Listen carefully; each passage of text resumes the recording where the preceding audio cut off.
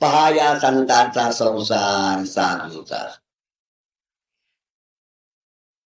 दारी तुळस हिरी गार, दारापुढे तुळशीचं वृक्ष असावं. कारवान आणि अक्षयवाई जी आहे, शास्त्राने सांगितलंय की असा एक वृक्ष आहे, तो सर्व आपली पाप दोष शरीरातला ताप ओढून घेणारी एक तुळस आहे.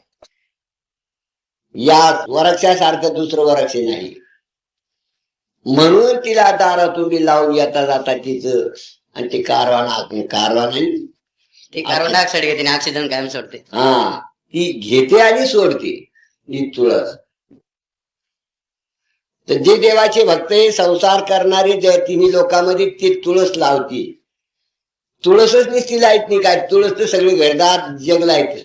दारामध्ये तुळस आणि घरामध्ये बोकडे कापे. तुळस काय करेल तुम्हाला?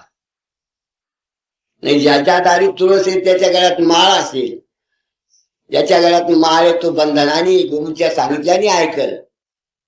हे मोक्कर बाया, मोक्कर पुत्री, मोक्कर माणसं हे कोणाचं ऐकत? हे मोक्कारच किती केले? तू म्हणता का रे, तू मोक्कार तर नाही रे. आपण म्हणा